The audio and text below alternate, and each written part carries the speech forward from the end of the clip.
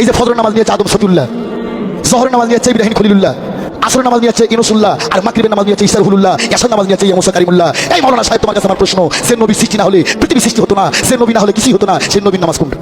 তো 50 ওয়াক্ত মেরাজের রাতে নামাজ নিয়ে যখন নামতেছেন, মুসা আলাইহিস সালাম বললেন, আল্লাহ আপনাকে কি দিলেন গিফট? আল্লাহ নবী সাল্লাল্লাহু আলাইহি ওয়াসাল্লাম বললেন, আমাকে গিফট হিসেবে দিয়েছে 50 ওয়াক্ত নামাজ। কয় ওয়াক্ত?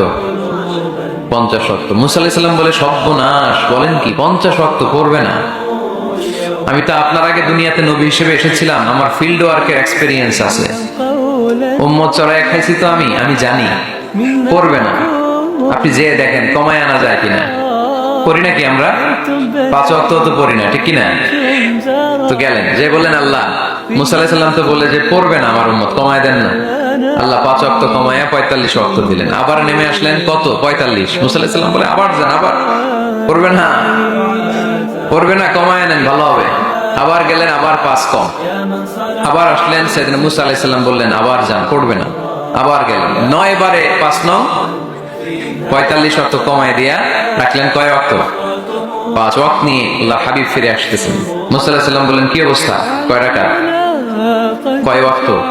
আল্লাহর হাবিব বললেন, এবার দিছে 5 ওয়াক্ত। মুসা আলাইহিস সালাম বললেন, এটাও পড়বে না, ঠিক কি না? এটাও পড়বে না, কমায় নিয়ে আসেন। এবার আল্লাহ রাসূল সাল্লাল্লাহু আলাইহি ওয়াসাল্লাম বলতে আরম্ভ করলেন, কি বলেন, 9 বার গেলাম, আর কত যাওয়া যায়?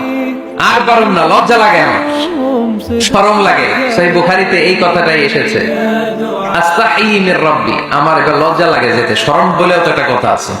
কয়বার যাওয়া যায় আল্লাহর কাছে? সুবহানাল্লাহ।